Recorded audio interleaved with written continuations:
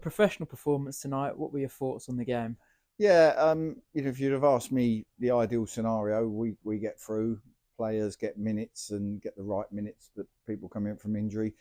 I get to see what the other group are made of that have trained so hard and bided their time, and they all show me what they're capable of. And I think we changed the shape. We only worked on that for sort of 2.5 days, and I can't really ask for many more from the lads. I thought they were very professional, showed some lovely moments of football, and worked very, very hard for each other.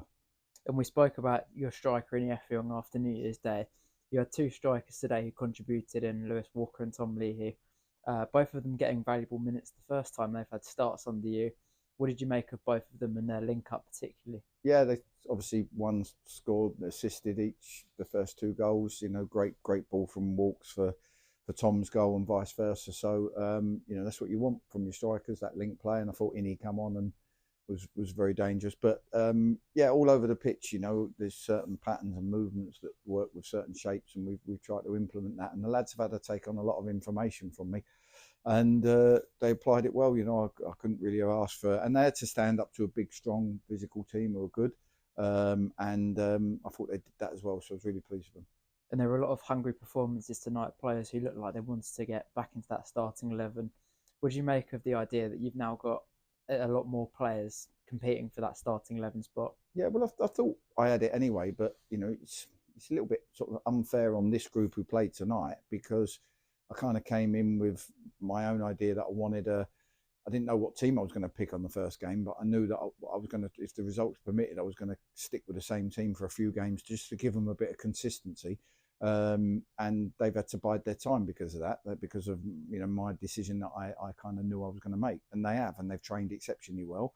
So why wouldn't I trust them tonight? And they've come in, put in a great performance, and now it gives me. If we get niggles, and Saturday, even if I want to, I know I can throw any of them straight in whatever shape I play. And you made 5 subs on the hour mark. Was that pre-planned? Was that an idea to sort of rotate ahead of Yeah, level? well, there was Incy and Ben Winter was only going to get an hour, and then Tom had a slight groin. He could just feel his groin, and Tunji could just feel his hip. So we just took no chances, and went from sort of 2 subs to 4 subs straight away. So that was quite easy to do. And were you pleased at how the team looked like they were going for it from almost the 70th to the 90th, almost having a bit of fun with playing with freedom? And in the end, Ward getting the fourth.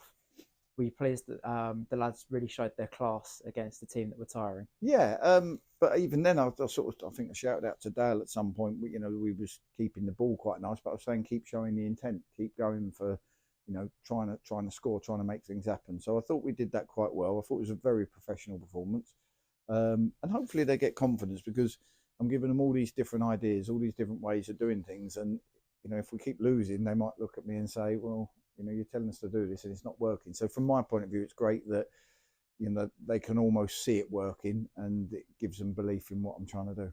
And Will Yaskalainen given the armband tonight, that's one of a number of players who've had it this season.